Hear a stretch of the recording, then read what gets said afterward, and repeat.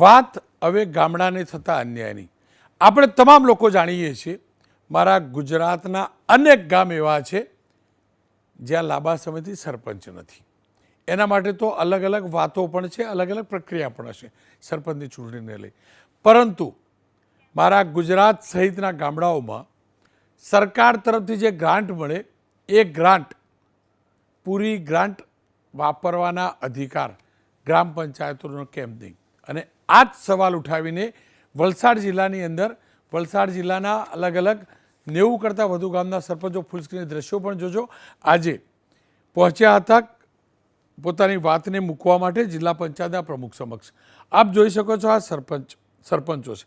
એમનું કહેવું એમ છે, તેમને ડીડીઓ અને કલેક્ટરને આવેદનપત્ર પણ આપ્યું છે. એમને એ પણ કહ્યું છે ગ્રાન્ટ પૂરી વાપરવાના અધિકાર, જે 15મા નાણાં પંચની ગ્રાન્ટ છે, એના પૂરા અધિકાર ગામડા પાસે નહીં આપો તો આંદોલન કરવામાં આવશે. ગ્રાન્ટ જે પણ ગામડા માટે ફળવાય છે એ ગ્રાન્ટના 70% જ ગ્રામ પંચાયત સીધી રીતે વાપરી શકે છે. હાલ જે નિયમો બન્યા છે એ પ્રમાણે 30% ગ્રાન્ટ તાલુકા પંચાયત અને જિલ્લા પંચાયત થકી ગામડાઓ માટે વપરાય છે. અને એટલે જ ગ્રામ પંચાયતના સરપંચોનું કહેવું છે કે અમારા માટે ફળવાયેલી ગ્રાન્ટ અમે જ વાપરીશું, નહીં કે જિલ્લા પંચાયત અને તાલુકા પંચાયત કેમ. આવો સાંભળી લઈએ એ ગ્રામીણનું દર્દ, એ સરપંચનું દર્દ. કયા કારણસર 15મા નાણાં પંચની ગ્રાન્ટ કપાય?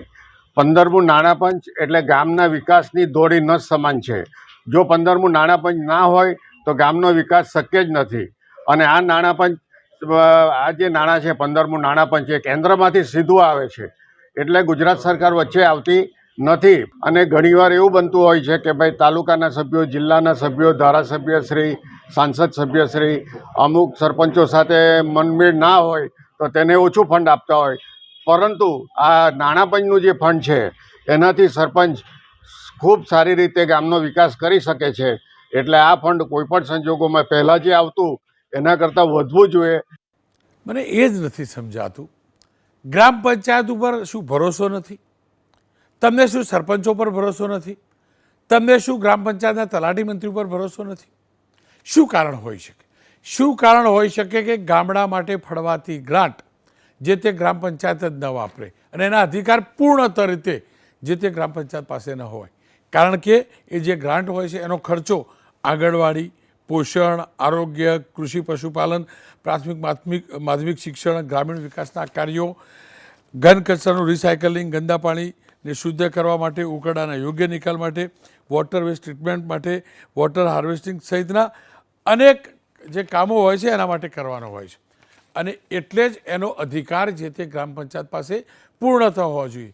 100 રૂપિયા ગ્રામ પંચાયતને મળતા હોય કેન્દ્રમાંથી તો એ 100 રૂપિયા જે તે ગામમાં જ વપરાવા જોઈએ. કદાચ હું સમજ્યો છું એ પ્રકારે એ જ માગ છે.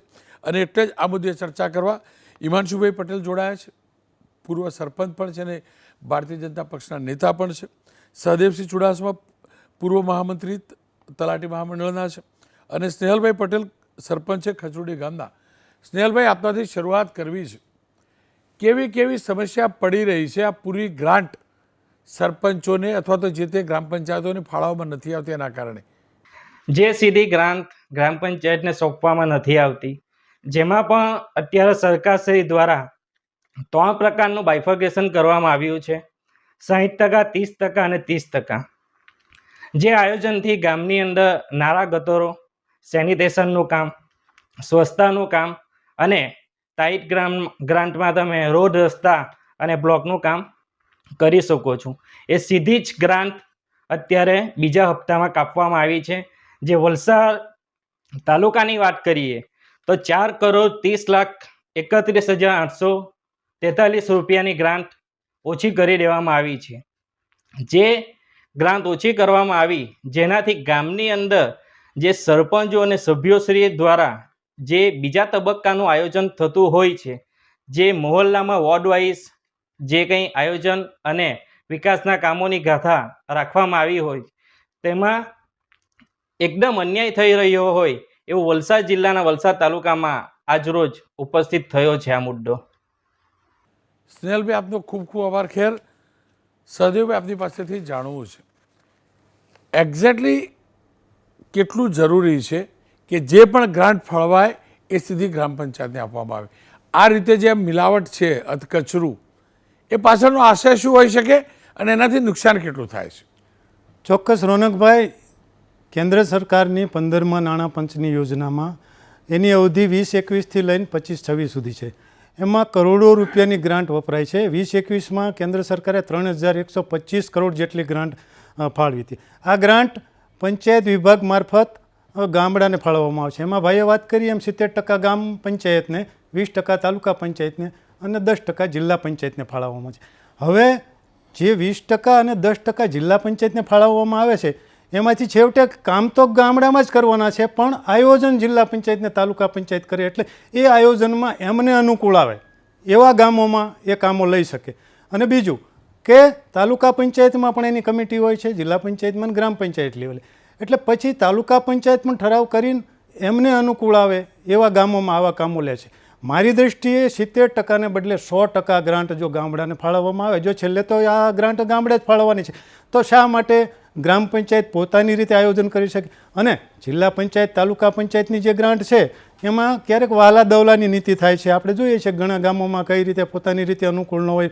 બીજું કે જિલ્લા પંચાયતના સદસ્યો, તાલુકા પંચાયતના સદસ્યોને પણ પોતાની રીતે પોતાને અનુકૂળ આવે એ રીતે કામ કરવા આવે છે. હું તમને દાખલો આપું કે ધારો કે 2021ના વર્ષમાં અમદાવાદ જિલ્લા પંચાયતને 100 કરોડ રૂપિયા ફાળવવામાં આવ્યા નાણાં પંચની, તો 70 કરોડ રૂપિયા ગામડાને મળશે, 20 કરોડ રૂપિયા તાલુકાને મળશે અને 10 કરોડ રૂપિયા જિલ્લા પંચાયતને મળે. તો એમાંથી આ લોકો પોતાની રીતે કામ સૂચવે છે. મારી દૃષ્ટિએ આ સરપંચોને પૂરેપૂરી સત્તા આપવી જોઈએ, કારણ કે એમણે જે વિલેજ ડેવલપમેન્ટ પ્લાન મૂક્યો હોય આખા વર્ષનો, એમાં આ 30% ગ્રાન્ટ કપાય એટલે 1-2 મહોલ્લા રહી જાય, એટલે ગામમાં પરિસ્થિતિ એવી થાય કે સરપંચે અમારા મહોલ્લાના કામ કર્યા નહીં. એમણે તો ડેવલપમેન્ટ પ્લાનમાં એ લોકોના કામ લખ્યા જ હોય, પણ આ ગ્રાન્ટ કપાતના હિસાબે આ લોકોના કામ થાય, એટલે ગામડે થોડીક આવી પરિસ્થિતિ થાય. અને બીજું કે જિલ્લા તાલુકાની ગ્રાન્ટમાં તમે જોજો મોટાભાગે એકતરફી જ ગ્રાન્ટનો ઉપયોગ થતો હોય છે, એટલે આ સરપંચોમાં નારાજગી છે એ મારી દૃષ્ટિએ ઉચિત છે કે આપણે ગામડાને પૂરતું પ્રતિનિધિત્વ આપવાની વાત છે, સ્વાયત્ત બનાવવાની વાત છે, તો શા માટે 100% ગ્રાન્ટ ગામડાને ન ફાળવવી?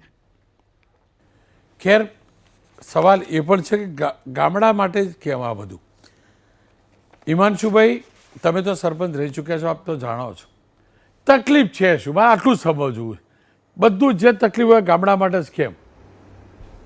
જિલ્લા પંચાયત ફાળવક, તાલુકા પંચાયત, જિલ્લા પંચાયત, તાલુકા પંચાયતના નેતાઓ મોટા, મારા ગામડા પંચાયત, ગામનો સરપંચ નાનો, પેલા ડીડીઓ સાહેબ મોટા અને મારા પેલા ગામનો તલાટી મંત્રી નાનો, એવું કહેવા માગો છો કે પેલો ના કરી શકે અને પેલો સારું આયોજન કરી શકે? રોનકભાઈ, સરપંચો ન કરી શકે કે ગ્રામ પંચાયતનો સરપંચ યા નાના સ્તરે છે કે મોટા સ્તરે, એવું હું માનું છું કે વિષય નથી. પણ રોનકભાઈ, મારે 4 નાણાં પંચની વાત અહીંયા આપણી સમક્ષ કરવી છે. નાણાં પંચ 2005થી 2010 એટલે 12મું નાણાં પંચ જેને કહેવાય, હું એ વખતનો સાક્ષી રહ્યો છું. એટલે 12મા નાણાં પંચમાં કેન્દ્ર સરકારે ગુજરાત સરકારને 931 કરોડ રૂપિયાની ફાળવણી કરી 12મા નાણાં પંચે. રોનકભાઈ સમજજો આને. 13મા નાણાં પંચની અંતર્ગત 2010થી 2015નો તબક્કો રહ્યો અને એની અંદર 1804 કરોડની રકમ ગુજરાતને મળી. 2014માં દેશના પ્રધાનમંત્રી તરીકે જ્યારે નરેન્દ્રભાઈ મોદી સાહેબ બન્યા પછી એક ઐતિહાસિક નિર્ણય લેવાયો કે એ નાણાં પંચની રકમ એ 100% ગ્રામ પંચાયતના ખાતામાં જશે અને એ 100% રકમનું આયોજન ગ્રામ પંચાયત કરશે. અને 2015થી 2020 એટલે 14મું નાણાં પંચની રકમ ગુજરાત સરકારને મળી છે 8132 કરોડ રૂપિયા. રોનકભાઈ, જે કોઈ પણ નાણાં પંચની શરૂઆત થાય એ પહેલાં નાણાં પંચની કમિટી, એટલે નાણાં પંચની ભલામણો માટેની એક સેન્ટરની ટીમ આવતી હોય છે, જે તે સ્ટેટમાં, એક્રોસ ઇન્ડિયાની વાત કરું, એમાં ગુજરાત પણ આવી ગયું. અને લોકલ ત્રિસ્તરીય પંચાયતી રાજના ચૂંટાયેલા લોકોની ભલામણો સાંભળવામાં આવે છે. હું પણ ઘણીવાર આ ભલામણોની અંદર હું વાત લઈને ગયો છું, એટલે મને થોડીક સારી રીતે ખ્યાલ છે. અને ત્રિસ્તરીય પંચાયતીના રાજના ચૂંટાયેલા લોકો પોતાની વાત મૂકે છે કે સુધારા વધારા શું કરવા. રોનકભાઈ, 2014માં 100% રકમ ગ્રામ પંચાયતોને મળતી હતી, એ વાત બિલકુલ સાચી છે, ગ્રામ પંચાયતોમાં જતી હતી. પણ 14મા નાણાં પંચ પછી જ્યારે 15મા નાણાં પંચની અવધિ શરૂ થઈ, એ વખતે વાત આવી કે ભાઈ આ રકમને તાલુકા કક્ષાએ, જિલ્લા કક્ષાએ પણ, જિલ્લા કક્ષાએ 10%, તાલુકા પંચાયત કક્ષાએ 20% અને ગ્રામ પંચાયત કક્ષાએ 70% રકમ આપવી જોઈએ. પણ એનું સ્વરૂપ કેટલું થયું રોનકભાઈ? 2020થી 2025-26નો 15મા નાણાપંચનું આખો સમયગાળો છે. હજુ એક વર્ષની અંદર રકમ બાકી છે. રોનકભાઈ, 2020થી શરૂ કર્યા 15મા નાણાપંચમાં ગુજરાતને 10,476 કરોડ રૂપિયા મળ્યા છે. હજુ એક વર્ષ આની અવધિનો જે છેલ્લો તબક્કો બાકી, જે સરપંચ મિત્રોની લાગણી છે, એમાં 5,650 કરોડ એટલે 15,000 કરોડ રૂપિયા. રોનકભાઈ, 15,000 કરોડ રૂપિયા. મોટા ભાઈ, પેલા રૂપિયાનું જેટલો સામાન આવતો ને એ સામાન ખરીદવા 1.5 રૂપિયાની જરૂર પડવા લાગી. બરાબર? એટલે પેલા લાખ રૂપિયામાં કામ થતું ને એ હવે 1.25 લાખમાં થાય. આ બી રિયાલિટી છે. મારો તો સીધો સવાલ છે, એ તમે તાર 10,000 કરોડ રૂપિયા 15,000 આપ્યા. સાંભળો, તમારી સરકારનો આભાર સાહેબ. જાતે છાપીને આપે એવું માની લો, બસ આભાર તમારો. પણ એ પૈસા સીધા અમારા ગ્રામ પંચાયતના હાથમાં આપો ને ભાઈ. તમારા તાલુકા પંચાયતોને સાચવવી, જિલ્લા પંચાયત સાચવવી. હું કહું ને, એ તાલુકા પંચાયતનો સભ્ય 3 ગામનો એક ડેલિગેટ હોય, મારા ગામના ડેલિગેટથી મત નહીં મળ્યા એટલે ડેલિગેટ મારા ગામમાં કામ નહીં કરે, જિલ્લા પંચાયતનો ડેલિગેટ નહીં કરે, નહીં આપે. એને જ્યાંથી મત મળ્યા છે આપશે. તમારા ધારાસભ્યો જાહેરમાં બોલી ચૂકેલા આવું. આ લવિંગજી ઠાકોરે પત્ર લખેલો કે મારા લોકસભા ક્ષેત્રમાં કામ થયા છે, મત મળ્યા છે ને, તો આટલા કામ કરી આપો. હું એટલે કહું છું કે મત આપે એટલે પાણી આપો. આ સ્થિતિ, એનો મતલબ મત ના આપ્યા હોય તો પેલો સભ્ય નહીં ફાળવા પૈસા. રોનકભાઈ, એટલા માટે 2014થી 100% રકમ ગ્રામ પંચાયતને આપી, 2015માં પણ 70% રકમ આપી. એની અંદર રકમની બઢોતરી તો તમે જુઓ રોનકભાઈ, 1,804 કરોડથી 10,000 કરોડ સુધીની રકમ લઈ ગઈ છે આ સરકાર. ગ્રામ પંચાયતોને જે પહેલા 2 લાખ 5 લાખ માટેના વલખા હતા, એના બદલે રાજ્ય સરકારે, કેન્દ્ર સરકારે એનું પ્રોપર આયોજન કર્યું. અને જિલ્લા પંચાયત, જેમ સહદેવસિંહે વાત કરી, કેમ કે જિલ્લા પંચાયત, તાલુકા પંચાયત આયોજન કરવાનું છે, અલ્ટિમેટલી જવાના છે ગ્રામ પંચાયત મારફતે.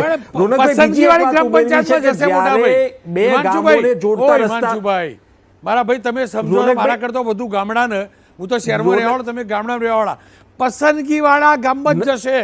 આ રકમ વધ્યાનો વાંધો નહીં, પણ જેની લાઠી એની ભેંસ એવું થશે. 30% રકમનું. હિમાંશુભાઈ, તમે સારી રીતે જાણો છો. ક્યાંક કોઈ કિસ્સો બન્યો હશે, પણ રોનકભાઈ, જિલ્લા પંચાયત, તાલુકા પંચાયતની રકમો ચૂંટાયેલા પદાધિકારીઓ પણ સમાંતરે ગામડાઓને મળે એવો પ્રયાસ પણ કરે છે. અને રોનકભાઈ, જિલ્લા પંચાયત, તાલુકા પંચાયતને જ્યારે રકમ આપવાની વાત આવી ત્યારે કેટલાય ગામોની અંદર 2 ગામોની વચ્ચે નાણાપંચની ભલામણની અંદર જિલ્લા પંચાયત, તાલુકા પંચાયતને રકમ કેમ આપવી પડી? રોનકભાઈ, કેટલા કામો છે, કેટલા એવા ગામો છે કે 2 ગામોને જોડતા વિકાસના કામો કરવા માટે જ્યારે એક જ ગ્રામ પંચાયતને રકમ મળતી હોય ત્યારે 2 ગામોને જોડતા વિકાસના કામો નથી થઈ શકતા. જ્યારે જિલ્લા પંચાયત, તાલુકા પંચાયત આયોજન કરતું હોય છે ત્યારે આવા કામોની અંદર લઈ શકાય છે. હું કાઉન્ટર ફરી નથી કરતો, ક્યાંક આવા કિસ્સાઓ બન્યા હશે, પણ ઓવરઓલ ચૂંટાયેલા લોકો પણ, ભારતીય જનતા પાર્ટીના જ્યારે જિલ્લા પંચાયત, તાલુકા પંચાયતમાં ચૂંટાયેલા લોકો પણ સમાન સ્તરે તમામ ગામડાઓને એ રકમ મળે એનો પ્રયાસ થયો છે અને 15મા નાણાપંચમાં મળી છે. રોનકભાઈ, 16મા નાણાપંચનું આયોજન શરૂ થયું છે, એની અંદર કમિટીની જે ભલામણો થઈ છે એની અંદર પણ આ રકમ હજુ ગુજરાતને વધે. હું અત્યારે તો એડવાન્સ નહીં કહું, પણ આનાથી પણ ઘણી વધારે રકમ ગામડાઓના વિકાસ માટે મળે પ્રમાણેનું રાજ્ય સરકારે અને કેન્દ્ર સરકારે આયોજન પણ કર્યું છે. તમને ના ગમે એ વાત કહી દઉં. ક્યાંક એવું તો નથી ને કે આ 30%માંથી જિલ્લા પંચાયતના સભ્યોને, તાલુકા પંચાયતના સભ્યોને એ ગ્રાન્ટમાંથી જો પેલા કોન્ટ્રાક્ટરો એમાંથી કમિશન મળે માટેની વ્યવસ્થા હોય. જો આ છે ચેકમાં સહી, સાહેબ આપણો ઓ મોટા ભાઈ, આ કોર્પોરેટરો આ કરે છે, ધારાસભ્યોમાં અધિકાર તો ગ્રામ પંચાયતને છે ફાઇનાન્શિયલી. રોનકભાઈ, ફાઇનાન્શિયલી અધિકાર ગ્રામ પંચાયતને છે. નહીં, પેલો તાલુકા પંચાયતનો સભ્ય કરી આપે કે રોડ વિકાસના કામો થયા પછી 10 લાખ મંજૂર કરી આપે તો આટલા મારા. એવું તો નથી ને કે એમની રોજગારી ચલાવવા માટે ધંધો હોય. નથી રોનકભાઈ, એ ગ્રામ પંચાયત, જિલ્લા પંચાયત, તાલુકા પંચાયત જે આયોજન કરે છે એ રકમ, એ કામો ગ્રામ પંચાયત મંજૂર થયા પછી પણ નાણાકીય સત્તા ગ્રામ પંચાયતને જોડાયેલી છે રોનકભાઈ. એટલે અલ્ટિમેટલી જે કોઈ પણ કામો થાય એનો નાણાકીય અધિકાર, નાણાકીય ચૂકવણાનો અધિકાર એ ગ્રામ પંચાયત, સરપંચ અને તલાટી પાસેનો અધિકાર છે. રોનકભાઈ, સહદેવસિંહને જ પૂછેલું. સહદેવભાઈ, તમારું નામ બી સહદેવ છે એટલે પૂછીએ તો જ જવાબ આપો. ચલો પૂછી લીધું સહદેવસિંહજી, ખરેખર આ ખેલ હોય છે શું? રોનકભાઈ, નાણાં પંચની રકમ ડીએસસીથી ઉપડે છે. સીધું પેમેન્ટ મજૂરના ખાતામાં જાય કે માલ કે ચીજ વસ્તુના ખાતામાં જાય. પણ પ્રશ્ન ક્યાંક એવો ઉદ્ભવે છે, હિમાંશુભાઈ પણ એમની રીતે સાચા છે, પણ ક્યાંક જિલ્લા તાલુકાના સદસ્યો હોય કે કોઈ પણ કક્ષાએથી અધિકારી કક્ષાએથી ક્યાંક લોકોમાં એવી ચર્ચા છે કે ભાઈ એ ગ્રાન્ટમાં ક્યાંક આવું થાય છે તેવું થાય છે. બીજું, હિમાંશુભાઈ, એક મહત્ત્વના જિલ્લાના એક ગામની ડીએસસી કે જે સરપંચ અને તલાટીની સહીથી નાણાં ઉપડે, એ ડીએસસી તાલુકે જમા કરાવેલી હતી. એ ગામના ખાતામાંથી 9 લાખ રૂપિયા ઉપડી ગયા અને એ ગામ લોકોએ સરપંચે રજૂઆત કરી જે તે અધિકારીઓને. ત્યારબાદ ઘણી રજૂઆતો વિકાસ કમિશનરમાં થઈ. આજ સુધી એ પ્રશ્નનો નિકાલ આવ્યો નથી. એટલે આવા ઘણા પ્રશ્નો થાય છે. 9 લાખ રકમ એટલે મોટી કહેવાય, એમ તો હવે એ ગામને શું કરવાનું? પછી જેમ તેમ કરીને જેણે ઉપાડી લીધા તેણે કામ પૂરા કરી દીધા, તાલુકા કક્ષાએથી ઉપાડ્યા હતા, એવી ચર્ચા જે તે ગામના સરપંચ તલાટીએ વાત કરી હતી. હવે આમાં ઘણીવાર ચોક્કસ સરકારશ્રીના ઈરાદા સારા છે, ડિજિટલ પેમેન્ટ થાય છે, પણ એમાંય પણ ઘણી વસ્તુ ક્યારેક કામની ગુણવત્તાઓ આ છે તે છે, પછી કામનું રોનકભાઈ ડુપ્લિકેશન, આ ગ્રામ્ય કક્ષાએ વિકાસના કામોમાં ખૂબ જ મોનિટરિંગના અભાવે. રોનકભાઈ, નાણાં પંચની જ્યારે દિલ્હીની કમિટી આવે છે ને, ત્યારે જે તે જિલ્લાના અધિકારીઓ જે તાલુકામાં જાય ને, સારા કામ 2-4 થયા હોય ને એ કામો જ બતાવે છે. લોકોની અરજીઓ, નાણાં પંચમાં ગેરરીતિની લોકોની અરજીઓ તાલુકા જિલ્લાના કોઈ અધિકારીઓ ધ્યાને લેતા નથી. એનું આ મોટું કારણ છે. એક નાનો દાખલો દઉં કે એક ગામમાં 400 મીટર સ્મશાનની દિવાલ, સાંભળજો, સ્મશાનને પણ અમુક લોકો છોડતા નથી, સ્મશાનની દિવાલ 400 મીટર જેવી કરવાની હતી, 250 મીટર કરીને તકતી મારી દીધી. આ તો જાગૃત 2-4 નાગરિકોએ રજૂઆત કરીને મીડિયા સમક્ષ ગયા તો તરત પાછી દિવાલનું કામ ચાલુ કર્યું, 400 મીટર પૂરી કરી. એટલે આવું બધું થાય છે. જે ગામમાં જાગૃત લોકો છે ને રોનકભાઈ, ત્યાં કામની ગુણવત્તા સારી જળવાઈ રહેશે. અને જ્યાં આવું બધું ચાલે છે ને કે ભાઈ ચાલો આ ગામમાં જ આપણે મંજૂર કરવી છે, આ જે ઉપરની ગ્રાન્ટો કહું છું, એમાં પૂરતા મોનિટરિંગની જરૂર છે. અને દિલ્હીની ટીમ આંગળી મૂકે એ ગામ બતાવો ને, શા માટે સિલેક્ટેડ ગામો બતાવો છો? કારણ કે આમાં છેલ્લે આક્ષેપો થાય ત્યારે સરપંચોને સહન કરવાનું આવે છે, તલાટીઓને સહન કરવાનું આવે છે, પણ એ બિચારા છેવાડાના નાના માણસો છે, એને સ્વતંત્રતા આપો. હિમાંશુભાઈ, સહદેવસિંહજી, આ બંનેનો ખૂબ ખૂબ આભાર. હિમાંશુભાઈ, મારો તો એટલો જ પ્રયાસ છે કે દિલ્હીથી આવેલો રૂપિયો પૂરેપૂરો ગ્રામ પંચાયત માટે વપરાય, કોઈ વચ્ચે ગાળીઓ ના કાઢે. અને છેલ્લે રોનકભાઈ, તમે સાચા છો. તમે હંમેશા ગામડાઓની ચિંતા કરીને અગાઉ પણ જે સહદેવસિંહભાઈ વાત કરી, આપણે પણ એક ડિબેટમાં નાણાં પંચની દાહોદના વિસ્તારના ગામોનો પ્રશ્ન થયો તો આપે પણ એ વખતે ચર્ચા કરીને એના ઉપર એક્શન પણ રાજ્ય સરકારે લીધા. પણ રાજ્ય સરકારનો પ્રયાસ રહ્યો છે કે આપની જે ચિંતા છે, આપની જે લાગણીઓ છે, આપ સતત એપિસોડમાં બતાવો છો કે ગામડા સુધી એ ડેવલપમેન્ટના પૈસા સીધા પહોંચે. અને રોનકભાઈ, 2014 પછી આ વ્યવસ્થાઓ શરૂ થઈ. ક્યાંક 20% 10%નો જિલ્લા પંચાયત તાલુકા પંચાયતની આયોજન માટેનું એમનો પાવર ઉમેરાયો છે, પણ સામે રકમ પણ ઉમેરાઈ છે. પણ હું સમજ છું ક્યાંક નાના મોટા આવા પ્રશ્નો ઉભા થયા હોય, અને આશા રાખીએ કે આગામી દિવસોમાં સ્થાનિક સ્વરાજની ચૂંટણીઓ પછી ખૂબ સારા લોકો સિસ્ટમમાં આવે અને ખૂબ સુચારું આનું આયોજન થઈ શકે. હિમાંશુભાઈ, આપનો ખૂબ ખૂબ આભાર. યાર, ફરી એકવાર કહીશ, દિલ્હીથી આવેલો રૂપિયો, સ્પેશિયલી મારા ગામ માટે જે રૂપિયો આવેલો છે, એ આના પૈસાથી મારા ગ્રામ પંચાયત માટે જ વપરાવો જોઈએ, કે આગો પાછો ના થવો જોઈએ. કારણ કે સાચું ભારત ગામમાં વસે છે. ગામ ગોકુળિયા ફરીથી થાય એ જોવાની જવાબદારી આપણી તમામની છે. આશા રાખું એક પણ પૈસાની, કમસે કમ ગ્રાન્ટના રૂપિયાની અંદર એક પણ પૈસાની ગોલમાલ ના થાય. મારા ગામ માટે આવેલો રૂપિયો મારા ગામમાં જ